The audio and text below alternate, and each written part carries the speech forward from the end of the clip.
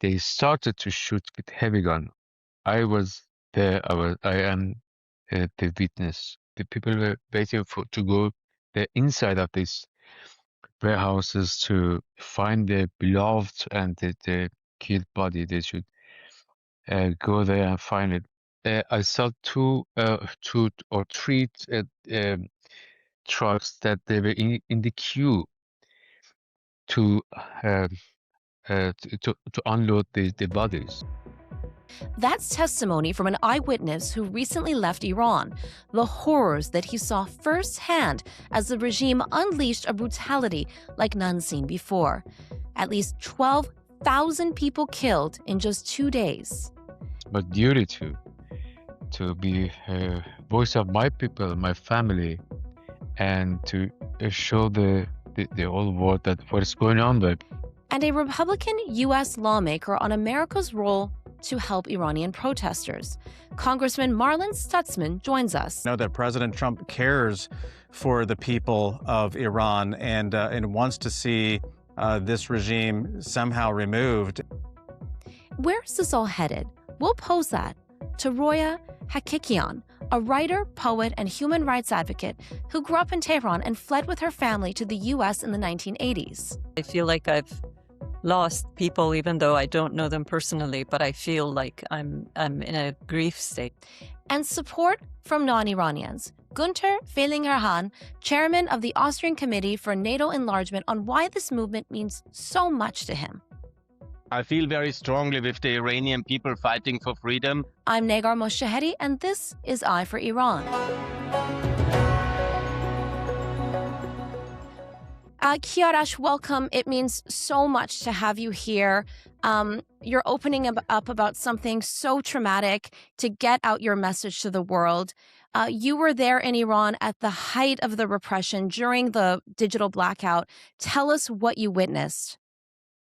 Yeah, thank you for having me here. It's my duty to be a voice of my people, my family, and to show the whole world that what is going on there, because no one knows what is exactly going on there in the streets, and what are the people thinking, and what are they hoping for. These days are so horrifying, and my heart is exploding every single minute. And I just heard that 1 hour ago, a friend of mine he was killed yesterday, and yeah, that comes in my. But what I've seen in Tehran, that it is not stoppable we can't stop this regime to killing the people. They're not talking with us. They're just killing. Sorry. From the first moments that on 8th of January, which Shahzadeh Pahlavi, you call the people, they started to shoot with heavy gun. I was there. I am the witness, with heavy gun, and they were prepared for that. Let me tell you that what I've saw in Behesht Zahra, in the main cemetery there. That I Yes, you saw. were there. You were burying your friend who died, who was killed. Yeah. A woman, a proud woman. She was 41 years old with 2 children, and she was hit it in Punak in the neck, and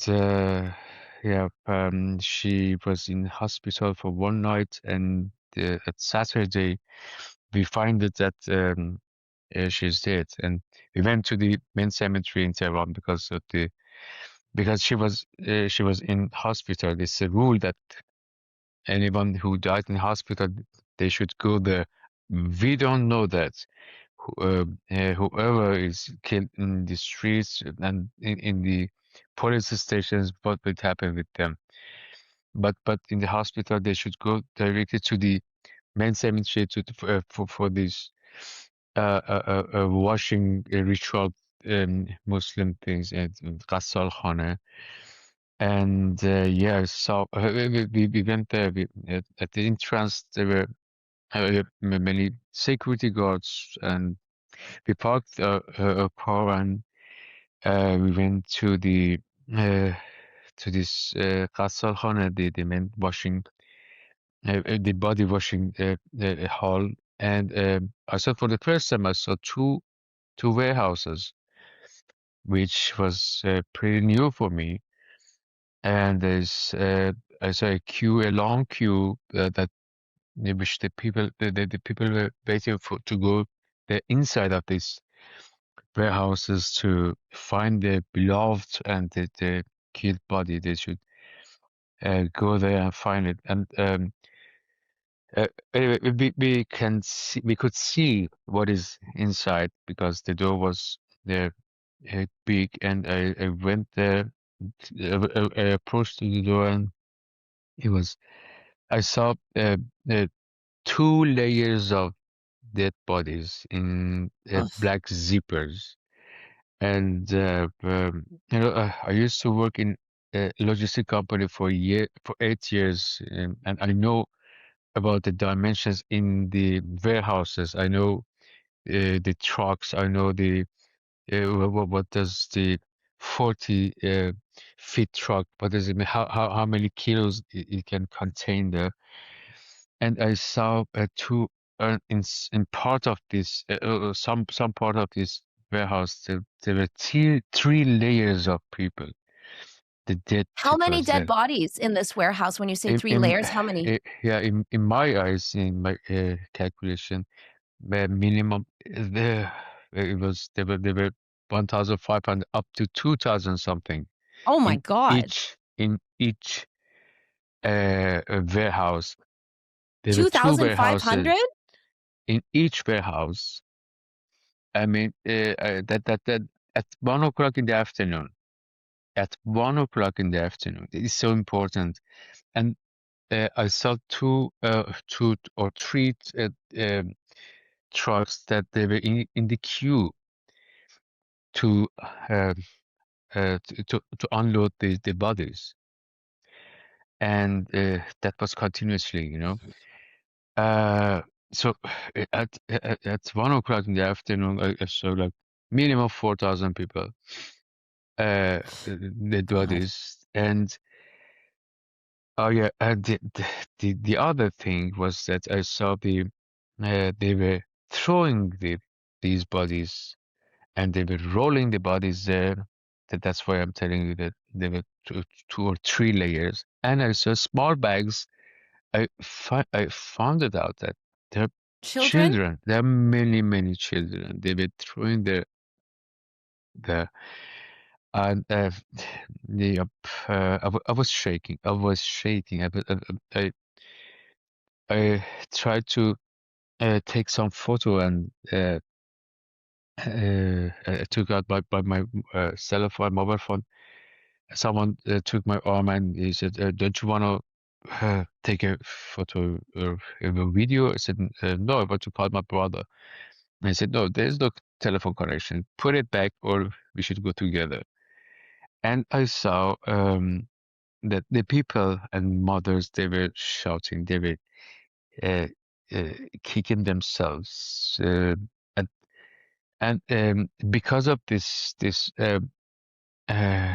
act of shooting and throwing the people, when the crowds were more and more, they approached to the entrance, and they breathed in.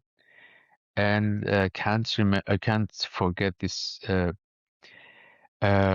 moment that a mother found her boy, and she was alone. She was shouting that this is my boy. Don't touch him, because How old was the in boy? uh, I don't know, but the point was that because there um there were another body underneath, and when the other people, the other family they couldn't find the beloved one. They should move the first body uh, and find bodies under the other one.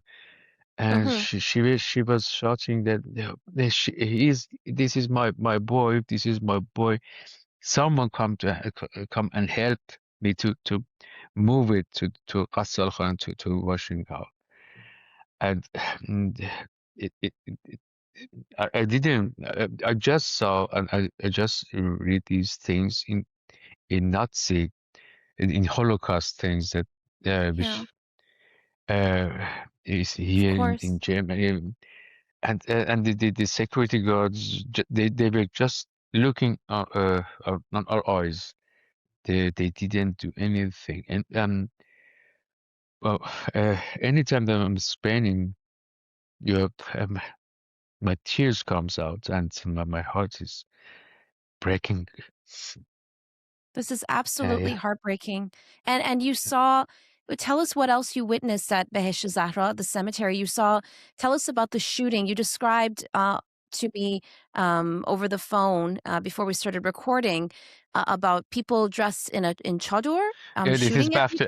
after that. Yes, it is this thing is after that. We were the just I want uh, to have to go back to this point, which is so important, that at 1:30 in the afternoon, there were in my eyes there were like minimum 4,000 in both of them, minimum 4,000 in both, and in two warehouses. And when we were when we had to leave because we had half an hour to put the Nassim Puragai's body into the grave, and we had just half an hour to do the ritual things. And I saw, again in my eyes, that the crowd was the triple, you know. Wow. And and of course the warehouse was feeding from the other door. It was loading it from the other door. And when then we should just think how many people it comes, how many dead bodies comes and goes. I saw at 1 o'clock, 1:30 in the afternoon, like 4,000 people. And at 4 o'clock, of course, there were more and more. And that was for just 4 hours. Yeah. We had many days that they killed our people. It is, we should calculate. We should think about it. That's why these numbers, even one is huge. Uh, yeah, we went back to Tehran, and that's like 4:30 in the afternoon, and or 5, I don't know, I can't remember, because we were so shocked. And yeah, after like 6 and 6:30, I left my family, and I went to Sadat with my friends. And then about 8 o'clock, everything was disconnected. And then again I could hear the shooting things from the north of the Kaj Square in Saadatabad. And suddenly I saw someone with chador, with the black uh, long Covering. shawl covering. Yeah, he or she, I don't know, what was Oh, that? Passed away, passed me. And the and I've heard bang bang, pak pak pak pak. That was the thing. Six times of silent shooting. And I saw, in my eyes, I saw three people. They collapsed, and They fell down just near me. Just near me. 2 girls and 1 boy, and 1 man, I mean. Just indiscriminately Yeah. shooting at the crowd. Yeah, exactly. And I It could have shouted been you. exactly if he or she was left-handed, that could be me. And yeah, one shot in the foot, in the foot and leg, and the other one in the neck. My God. Wow. One How shoot can in I? the neck and one in the leg. Yeah. And I shouted that he is killing us. I shout, and uh, he or she, it was that creature. I mean, yeah, it was so trained and so fast, and boom, boom, boom. She or he ran away, and yeah, we had to take care about these bodies, and the bloods of these 3 bodies were there, and we uh, moved them to the side streets, and I hope they're alive. I hope they are alive. Yeah, My that was God. the saddest day in my whole life. You know. I haven't seen anything like that. Anything like that. That's why I'm telling you that they will kill like 5 million people. It's not important for them. Would you describe this Uh, as a genocide? exactly. Yes. Of course. I've told you that I just saw that picture when they were throwing out the bodies in Behesht in the cemetery. It was the same picture which we have here in Berlin, that they were throwing the Jewish people from the wagons in Holocaust. Sorry. And And now it's yeah, happening to our people. exactly. It's now happening there. And we should. This is my duty, as this is my responsibility to talk and to talk and to say every time I will cry. But I should say, what is happening? What is happening? And what should we be aware of? And uh, and the governments shouldn't work with this regime because they're killing their own people. How we can why you are working with them? And not only that, you're going to have next month, the foreign minister of Iran, Abbas Araghchi, has been invited to the Munich Security Yeah, Conference, right in your country of Germany. exactly. Yeah. They shouldn't be recognized and reselling anything because they're the liars.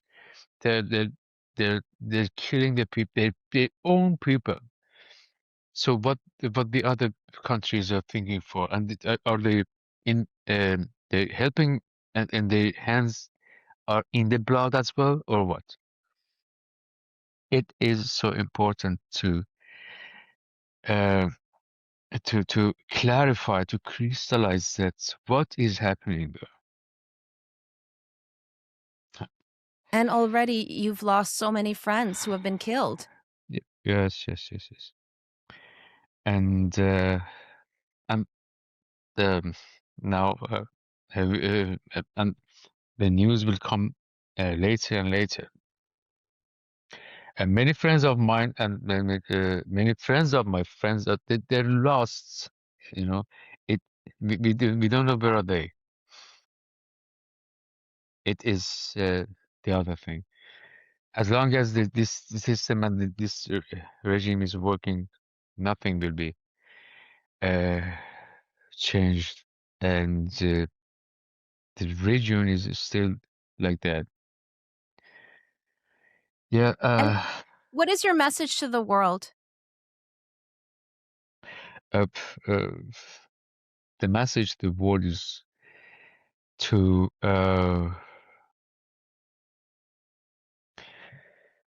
not to at first not to work with this regime and close the embassies there and isolate this regime. At least this is the uh, it is the smallest thing that they can do, and they don't recognize that because the history will be will not forget them because Yes, they never. had And yeah. how did you after everything you've witnessed, after everything you've been through and all this trauma, how did you get out of Iran? I changed my flight from because Turkish airline was they canceled my flight, and I bought another one which was so expensive anyway, but I had to come out because I had to work here. I'm living here. Yep, When did you leave? and Sunday. On Sunday, so very recently. And how Yeah, are you coping? I mean, this is not easy. You have witnessed, like you said, something like a Holocaust, and now here you are yeah. speaking out and doing your part to fight this as best you can. But obviously, you have been through so much trauma. Tell me how you're feeling. I feel not good at all, but fortunately, I had a course, I had a certification from Bielefeld University for trauma therapy. I didn't know that I should use it for myself, trauma Okay. therapy, and now I'm using for myself with writing and speaking. I bought many flowers for myself today to just see it because I'm totally alone here right now, and yeah, and um, yeah, we have to, and these things that if I know if I recognize something like the duty for myself to the like talking to you that you can help me to be the voice of my people to show what is going on that makes me better. I feel better, and we can put our hands together uh, to do something. It is the best thing that makes me happy, and uh, that my heart is will come together from this broken heart which I have right now.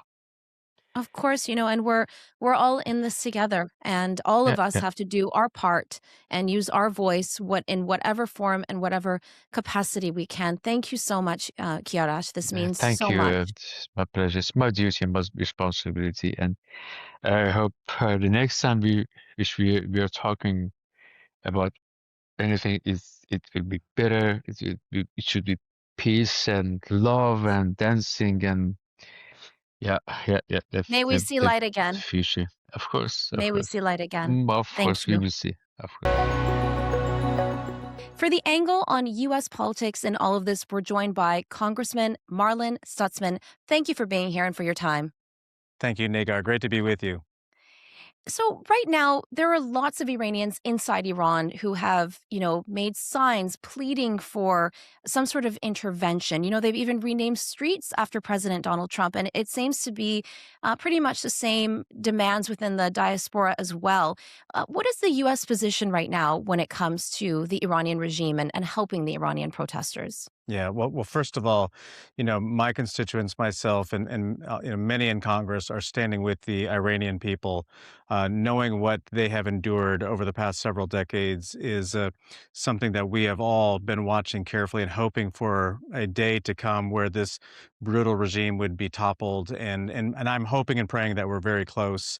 Obviously, this regime is so dangerous in ways that they're crazy men, and they would be they're going to hurt people around them, hopefully during their exit, but we want to minimize that damage as much as possible. But at the same time, this is an opportunity that the regime can be toppled. And so I know for President Trump has already helped so much just by simply bombing the nuclear site that the regime was building.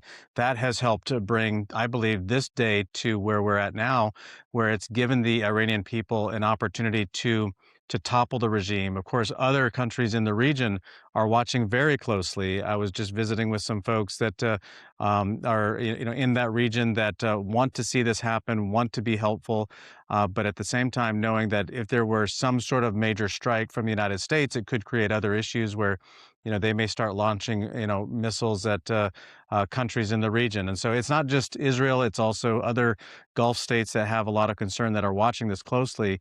But my hope and prayer is that we have a good plan in place that will ultimately help the Iranian people topple the regime, and that there could be a new day in Iran. Yeah, and certainly, as you mentioned, it certainly did. Those strikes in June did pave the way for this moment to happen, and President Trump's actions most recently in Venezuela as well, because we can't forget that Venezuela was a big financial supporter of Iran as they were funneling money through drug trafficking between Hezbollah and Venezuela, and also manufacturing arms for the Iranian regime as well.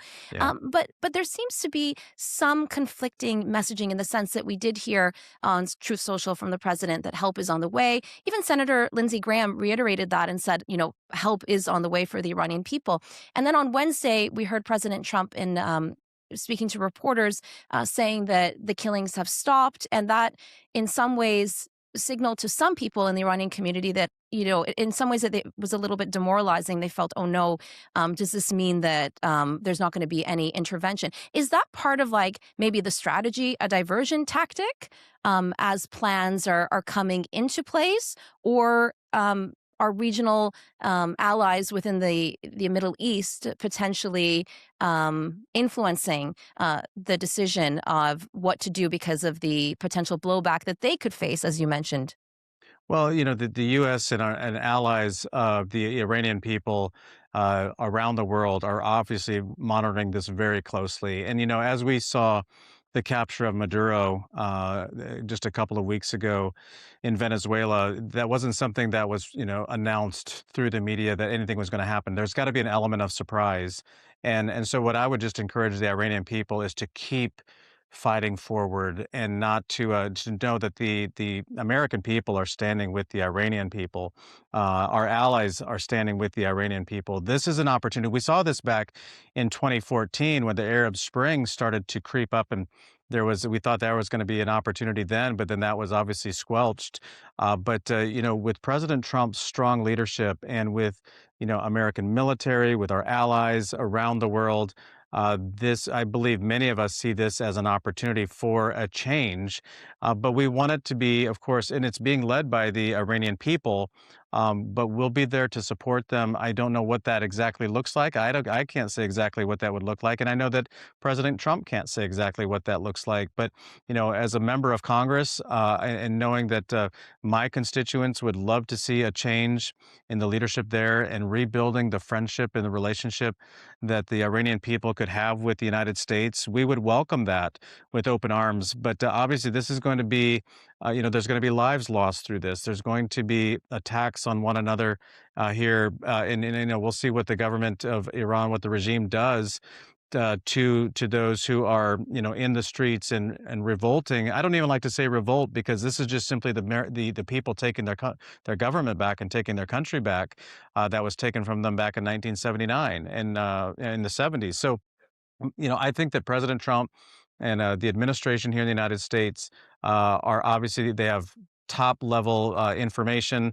They have a lot of folks that understand what's going on there, but there will be plans, I'm sure, in place, and we want to work with our allies in the region as well, that they are safe as much as possible, to be sure that as we go through these next several days and weeks, that whatever it takes to get to that point as safely as possible can be done. Obviously, it's going to be very challenging and difficult, because they're not going away without a fight. But we know some of the things that we're seeing is that they seem to be starting to move some money outside of Iran, and maybe that's an indication that they're going to try to find an exit that may save their life. And we saw that with Maduro. I mean, I think if anything, the Iranian regime should realize that what happened with Maduro is something that could happen to them as well. And but it looks like with them starting to move money out, maybe they're going to try to find a way out before it costs them their lives. Yes, and as you mentioned, not just Maduro, but even past actions that President Trump had within Iran itself, right? In 2020 with the targeted killing of Qasem Soleimani, as well as joining in on the Israeli strikes in Iran on the three major nuclear sites there. So I would think the regime is not resting easy, knowing that. But yeah, as you mentioned, I mean, there's been here at Iran International reporting that in 2 days, at least 12,000 people were killed. These are unarmed civilians. CBS News is reporting those numbers could go up to at least 20,000. And just keep in mind, this is just 2 days. It took, I believe it was 1 month to reach that number in Gaza, 3 years for Russia's war in Ukraine. So, and I just spoke with an eyewitness who just left Iran on Sunday, and he was at a cemetery called Behesht Zahra. And behind there's a warehouse where they were dumping the bodies, and he's giving estimates. In each warehouse, there was about, give or take, 4,000 bodies. 4,000 in each warehouse. So, I mean, definitely atrocities are being committed, and I know that it's always very encouraging for the Iranian people to hear your message. So what is your message to the Iranian people that you want them to hear? Yeah, I want to know that they should hear from me and many other Americans that we are with them, and that we know that they are under an amount of pressure that we don't see in America, that they're actually standing up to a brutal regime that is killing people and taking lives, and we wish we could be there to stop that somehow, but obviously there's a lot of challenges in order to be able to do that, because this regime does have firing power and the ability to take out more lives. So we want to minimize the amount of deaths, but of course, we are with them with our prayers, and I know that President Trump, who I believe is the strongest diplomat and the strongest negotiator that the world has seen since President Ronald Reagan, and I know that President Trump cares for the people of Iran, and wants to see this regime somehow removed, and in order to do that, there can be complications to that, and I know that it's one of those moments where we hate to see lives being lost, but this is a moment we have to do this so that lives can be spared for the future, and that generations down the road of Iranians can live in some sort of peace and prosperity and rebuilding, the country that Iran can be. And so, my word is just to be encouraged, to stay, fighting forward, to not give up. This is a moment that we can't let pass by. We don't want the lives that have been lost already to be lost in futility. We want them to be, to let's accomplish the goal here, and to restore Iran to what it can be. And so it feels a little helpless in some moments, but I know that we are going to do all that we can. I know members of Congress are watching closely. I mean, we're checking the news almost hourly to see if something new has happened, and we want to see this come to an end soon.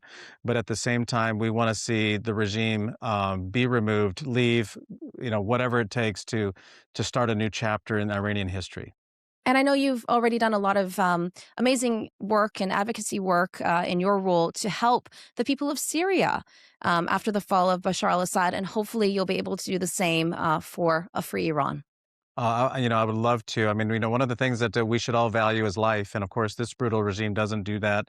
I think with the fact that President Trump has already put sanctions on, also tariffs on countries that are doing any sort of business with this regime, shows that he is putting the pressure on, and that there is a way to find a way to peace through the pressure points that we do have. And President Trump, again, I would just message, a message to the regime is don't take President Trump's messages lightly, because President Trump will do all that he can to find a way to protect life, to bring peace and prosperity to other parts of the world. In America, of course, we're full of so many different backgrounds. There's a lot of Iranian people that live here in the United States, and we hear from them, and we know that we want to stand with them and the people in Iran to bring about the same sort of peace and prosperity that we experience in America. And President Trump is the type of leader that will help do that. Thank you so much, Congressman Stutzman, for joining us on Eye for Iran today. Thank you for having me. Author, journalist, and human rights advocate Roya Hakakian joins us now. Thank you so much for being here. I know it's a very emotionally charged time. Yes, absolutely. I walk around with tears in my eyes. I feel like I've lost people, even though I don't know them personally, but I feel like I'm in a grief state. And Roya John, you lived through the 1979 Islamic Revolution. You fled Iran in 1984. What is it like watching and witnessing this unfold now from afar? You know, for a couple of days, I was watching with a great deal of anticipation, anxiety, but also excitement, thinking that my dream in life to see this regime fall may well come true. And I'm still hoping that this can be the outcome of everything that has happened since December. And so you see the signs, right? As someone who witnessed the 79, you see the signs right now, right? Tell us about that. Well, the signs are that you have vast numbers of people from all sorts of economic backgrounds, ethnicities, religious, gender, social groups and interests joining in. This isn't like 2022 when people said the majority of them are young girls and women or university students. This is far more widespread. And the reasons are not the reasons that we have seen in the past, meaning that there has always been economic difficulty. But this time around, the issue of daily survival is probably most foremost on the minds of everybody. And I think that really distinguishes this round from the ones we've seen in the past. And I think, of course, the regime is at its weakest it's ever been. It's coming out of a very, very devastating war last June. Everything that it had promised in 47 plus years that it could, demolish Israel and the United States, if only it wanted to, prove to be just hot air. And so this seems to be the right historical moment. And even if they survive, I cannot see how a regime that has committed the sort of crimes that they have committed in the past 2 weeks can go on living, as usual with the same sense of authority or relationship with the rest of the society. It's just impossible to fathom. Yeah, it's really, a line has been crossed and there's really no going back at this point, right? A line has certainly been crossed, but where we go from here remains to still be seen. Will they remain in power? And if so, how does a regime that has committed such crimes and killed as many people as they have and inflicted such a trauma upon a nation go on, with business as usual? It seems that within themselves they have to do some sorting out, and some heads have to fall because this just can't. They can't go unanswered. The what has happened to people needs to be addressed to some degree or another. Yeah, it's certainly not sustainable, right? And I mean, for people who have lost everything, we're hearing stories of parents that have lost young children. I mean, at this point, those people obviously don't have anything to lose. Yes, but I think we all can manage or can suffer only to a certain degree, and there's a point at which violence can become so severe and so Yeah. terrifying that human beings have only a certain capacity. So I'm just hoping that that the international community, combined with the resilience of Iranians, both inside and outside of Iran, and some strategic approaches to pressuring the regime from around the world, will make all these sacrifices that we have witnessed bear fruit.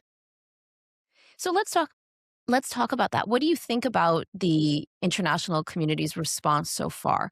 I mean, here at Iran International reporting that at just 2 days, at least 12,000 people were killed. Yeah.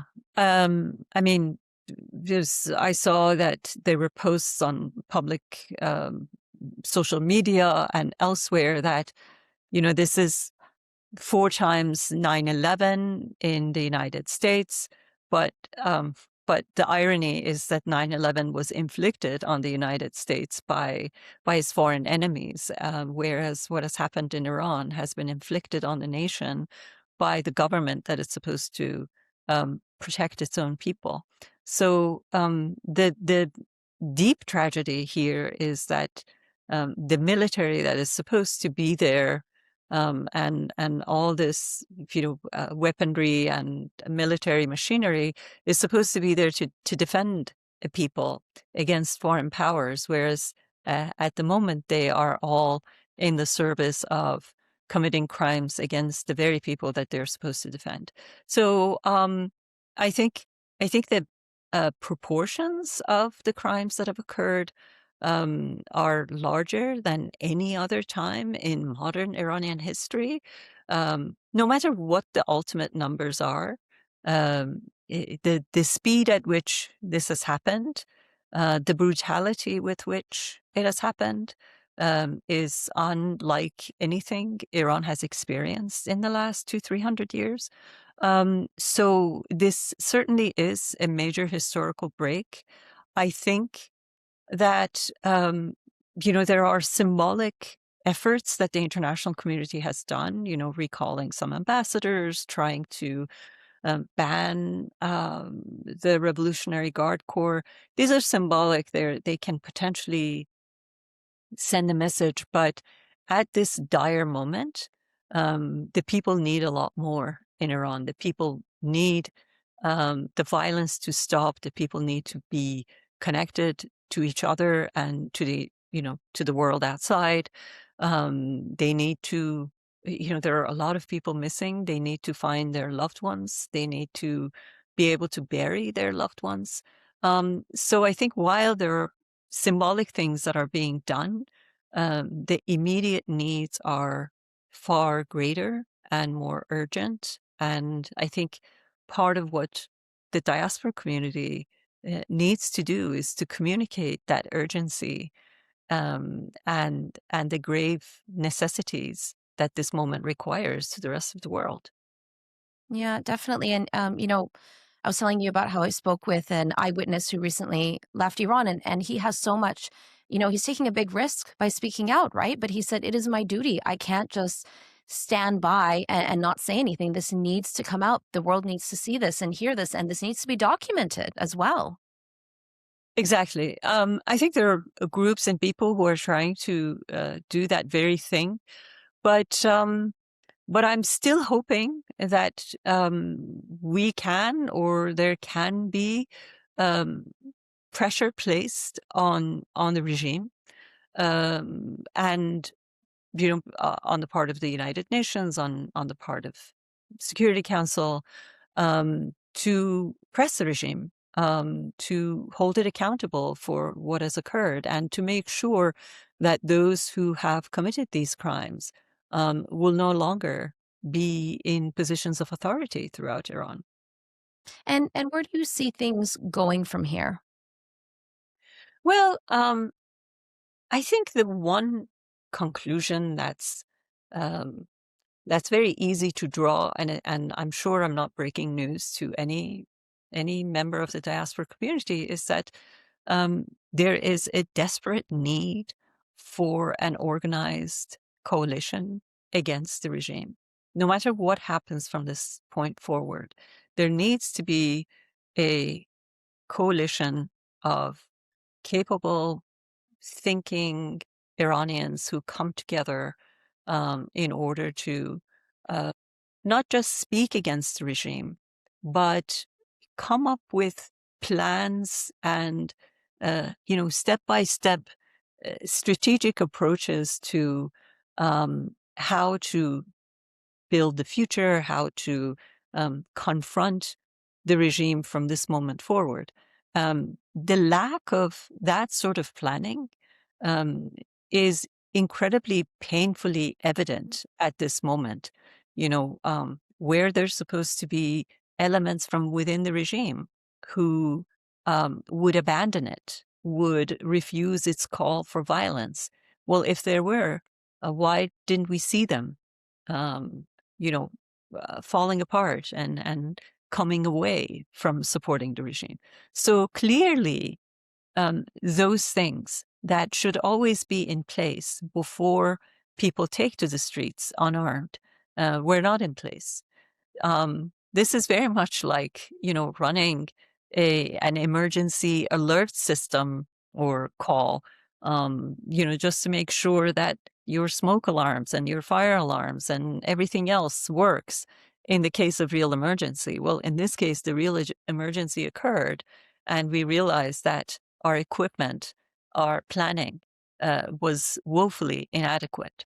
So I think one of the most important things that definitely need to fall into place is for the diaspora community, with all its resources and all of its access, to try to forecast the steps for the next round of uprisings in Iran. We know that they turn off the internet.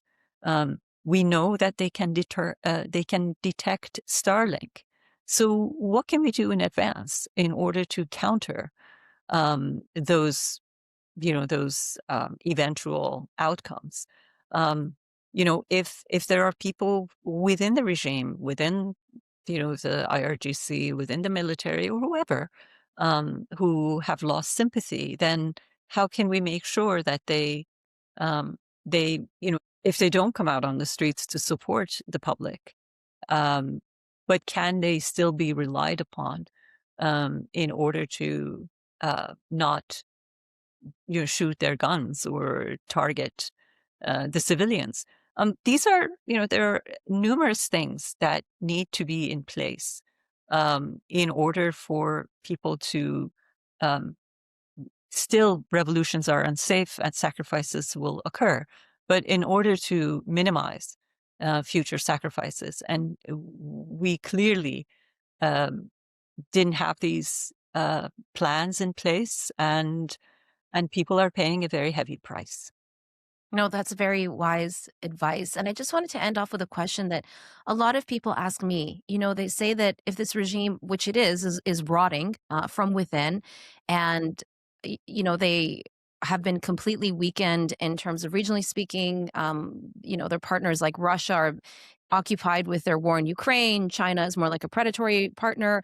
They don't have a lot of options here, right? Or room to maneuver.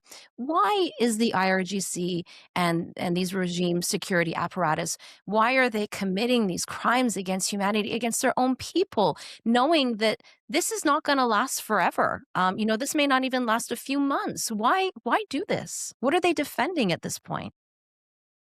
Well, it's very hard to try to figure out, what goes on in someone else's heart or head.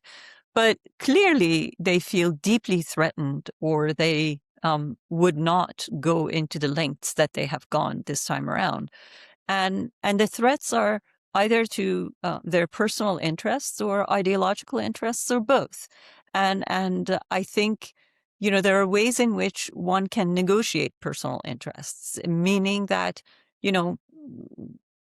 let's identify who they are and make deals. Take your family and you can exit Iran into safety to, a number of these host countries potentially, and go. Or There clearly, I think it's important to remember that if they're reacting with the degree of violence that they're reacting, that they feel an existential threat, and that existential threat can be ideological or personal interest or both. And again, these are important lessons for whoever opposition coalition is for the next time around. Let's address those concerns if we can, or if they can, in advance. Thank So you so much. we minimize the amount of potential human losses that these protesters are experiencing. And there's been far too much already. Thank you so much, Roya, for joining us today on Eye for Iran. Thank you. Gunther Fehlinger-Jahn, the chairman of the Austrian Committee for NATO Enlargement. Thank you so much for being here. And thank you, someone of Iranian origin, thank you for all your support and being so vocal. Welcome to the program. Thanks a lot for the invitation, and I do what I can for freedom for the Iranians. That means so much. You've been protesting out with the Iranian people. Tell us why, and why this. I can see the emotion. I can see the passion in your videos and your speeches. Tell us why this matters so much to you.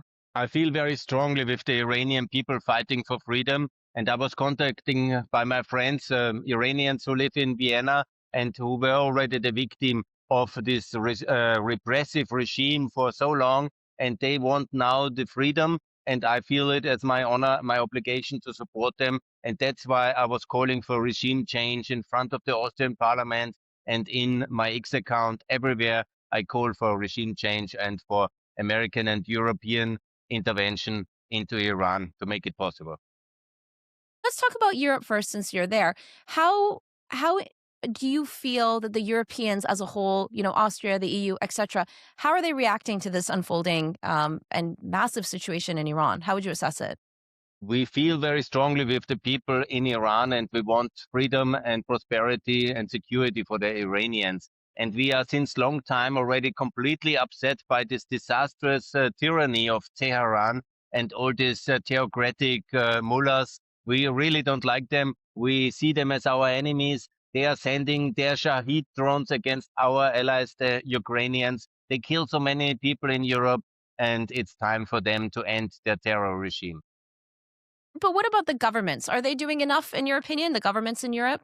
No, unfortunately. The EU has now one very good person. I would like to recommend her, Mrs. Callas. She knows exactly how terrible Russia acts in Ukraine, and she is our women of steel. She is really very determined as well to take on the mullahs in Iran and to support the Iranians. Unfortunately, we have a lot of appeasers like Mr. Macron, and we have a lot of people, unfortunately, also for the left. They only care for the people from Gaza, but the people from Iran, they don't care. And that's very unfortunately. We need a very clear line together with the Americans against the mullah regime. You suppose, 12,000 people dead in just 2 days, Why do you suppose, I'm not seeing that kind of outrage online or from governments too. The outrage is there, but it's the same people who believe in Russian propaganda. They believe as well in Iranian, also in the government propaganda, and they are afraid because we Europeans often are afraid from the Russians, are afraid from the Iranians, because you know what your government is doing to our politicians since a long time, and they are threatening them or they are buying them. And we have seen buying them and threatening them. This is the standard method, double. You sweeten the deal with the politicians, tell them about the Iranian wealth and the oil and OPEC and all these things. OPEC is sitting in Vienna. That gives a lot of opportunities for buying officials. And the other thing is as well that they are threatening them because they always say, we killed, for example, the Kurds in Vienna. We can do it again. We can bring you terror. Do you want it? And our politicians are very weak. They say, and then they say, oh no, let's have stability. Always is the dogma stability. It's better to have the tyranny and then to have freedom. And I'm strictly opposing that. And now after this bloodshed in the streets of Tehran and many other Iranian cities, from the Kurdish territories to the Baluch, the regime is in a kind of a killing spree. And I think nobody in a good mind in Europe, nobody who believes in our values can anymore support such a tyranny and such a genocidal system like the Tehran Ayatollah is now doing. And I'm actually confident, in our heart, our politicians are good people. They are just afraid and a bit greedy. But now it's the turning point. The turning point is coming, and we will all stand with the Iranian. Yeah, it definitely is a turning point with what we're seeing. It's almost impossible, I think, for the regime to come back from this, right? And like you mentioned, transnational repression is a major issue that the Iranian regime is committing in Europe and puts European lives at risk. And with the continuation of this regime, this is not going to stop. It will be worse because now this regime, they have smelled blood, they have blooded themselves. And now, if they really, let's say, the most unfortunate turn of events, if they are winning and they are killing all the protesters and they will be swelling in blood, yeah, then they get used to that and they will be very, very brutal. And most of all, they will acquire the nuclear bomb. And if Mr. President Trump is not intervening, and we are all watching now the situation to unfold, if he does nothing, then the Iranian regime will have the nuclear bomb very soon, and then we can do nothing against them anymore. And they know that calculus, they know the timeline, they have the support of Russia, China, North Korea, maybe Pakistan, and they will be able to do it. And if we don't intervene, we have lost these opportunities, and thousands, if not 10,000 of people will lose their life in Iran. And that's a very tragic responsibility if we lose that opportunity. Yeah, the world is Iranian people, and the security of the world really hangs now in the balance of what decision President Trump is going to make next. Yes, we Europeans, we have some military assets, but we are far not capable to do regime change in Iran. It's ultimately, again, the world is in the hands of President Trump, and he has the means. And also the Israelis have the means to really affect regime change. And it's a kind of humanitarian intervention needed, like we did it in Bosnia, in Kosovo, in other places. Because if a terrible regime has the guns and have the controls of the leverages of power, it needs an outside factor to neutralize these tools and the guns. Yeah? And the Iranians, they cannot be asked to fight with their bare hands against machine guns and against this whole apparatus of suppression because they will be killed. Yeah? Like a Tiananmen, like the Chinese have done it in 89. The same things we will see in Tehran very soon, or maybe we are seeing it already at the moment, but due to the blackout, we cannot see the immensity of the disaster and of the massacres. But the reality is we have a legitimation for the humanitarian need to intervene to neutralize these tools and these guns. And this is the American president who has to do it best tonight, if not tonight, tomorrow, but in 2-3 days, it might be already too late. Yes, yes. And, you mentioned responsibility to protect R2P.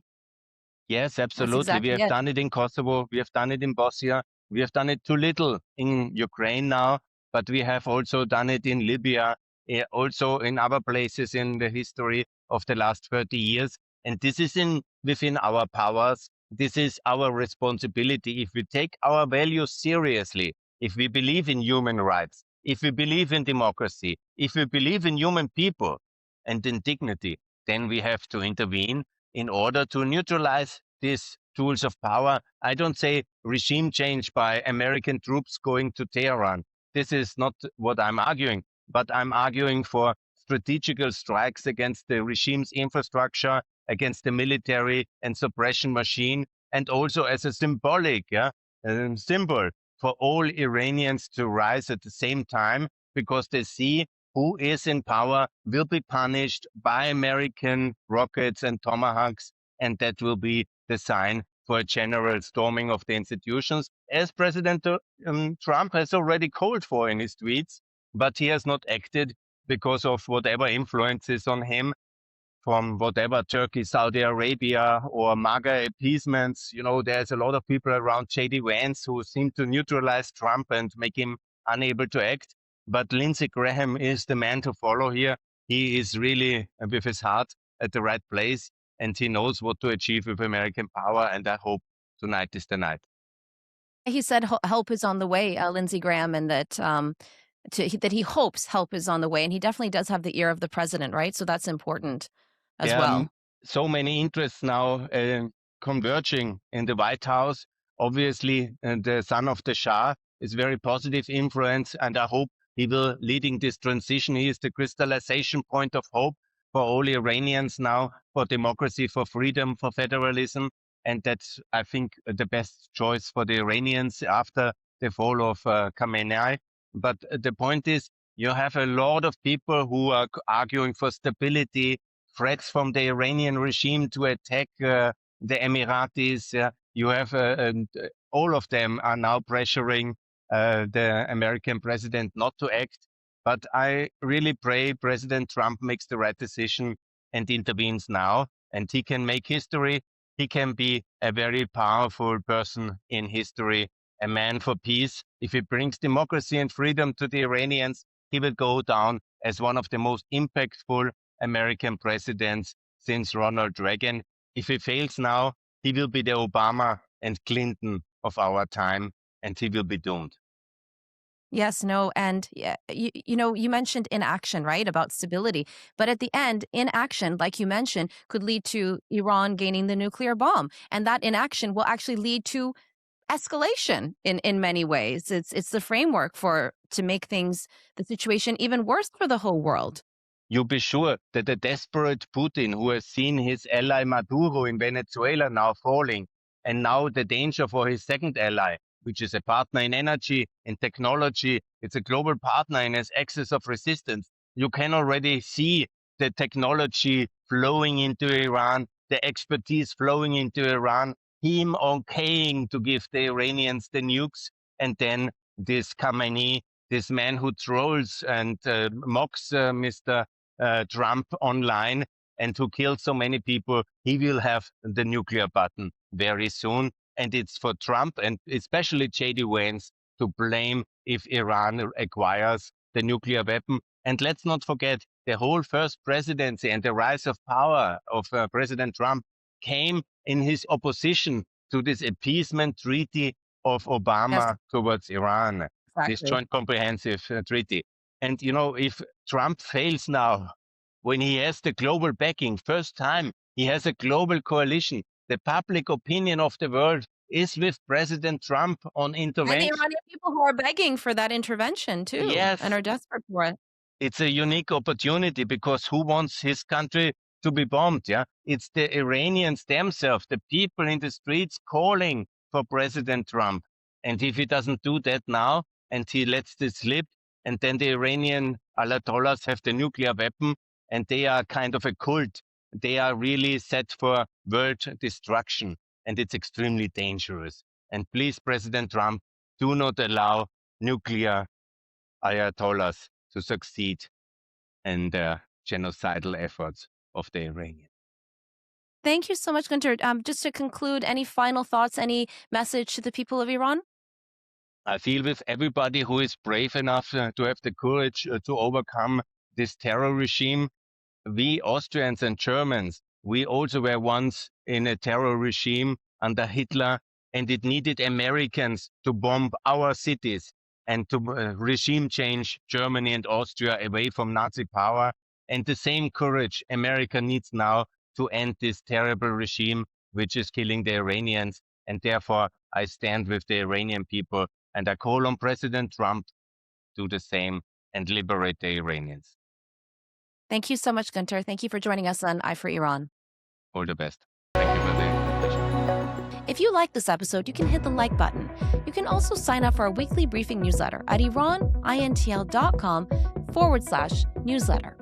And you can also check out our dedicated English website at iranintl.com/en.